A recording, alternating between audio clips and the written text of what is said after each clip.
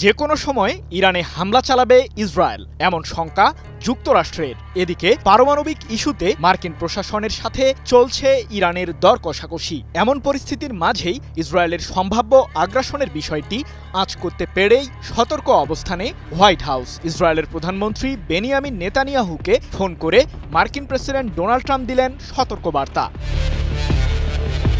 যুক্তরাষ্ট্র ও ইসরায়েলের মধ্যকার সম্পর্কে নেমে এসেছে শত্রুতার ছায়া, আর এর কেন্দ্রে রয়েছে ইরানের পারমাণবিক ইস্যুর আলোচনার বিষয়টি। মার্কিন প্রেসিডেন্ট ডোনাল্ড ট্রাম্প ও ইসরায়েলের প্রধানমন্ত্রী বেনিয়ামিন নেতানিয়াহু দুইজনেই একযোগে ইরানের পারমাণবিক কেন্দ্রগুলোকে গুড়িয়ে দেওয়ার ষড়যন্ত্র করেছিলেন, কিন্তু স্বার্থের দ্বন্দ্বে হার মানল বন্ধুত্ব।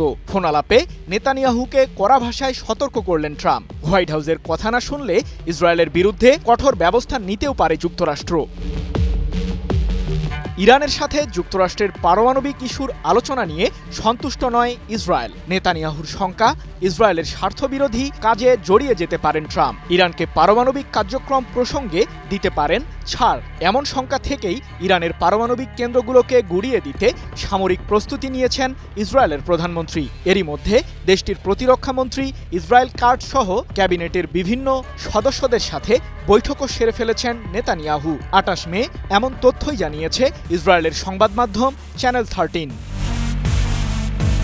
এদিকে ইরানের পারমাণবিক স্থাপনাগুলোতে ইসরায়েল হামলা চালাতে পারে, কিংবা যুক্তরাষ্ট্র ও ইরানের মধ্যকার কূটনৈতিক প্রক্রিয়া ব্যাহত করতে ষড়যন্ত্রমূলক পরিকল্পনায় জড়াতে পারেন নেতানিয়াহু, এমন শঙ্কা থেকেই সম্প্রতি ইসরায়েলের প্রধানমন্ত্রীর সাথে ফোনালাপ করেন মার্কিন প্রেসিডেন্ট। মার্কিন ইরান আলোচনা ব্যাহত হতে পারে এমন কোনো পদক্ষেপ নিতে ইসরায়েলকে মানা করেন ট্রাম্প। যদিও ইসরায়েলের প্রধানমন্ত্রীকে এটিও বলেছেন ট্রাম্প, কূটনৈতিক তৎপরতা ব্যর্থ হলে অন্য বিকল্প খুঁজবে হোয়াইট হাউস। মার্কিন কর্মকর্তাদের বরাতে ২৭ মে এক প্রতিবেদনে বিষয়টি নিশ্চিত করেছে লন্ডন ভিত্তিক সংবাদ মাধ্যম ইরান ইন্টারন্যাশনাল।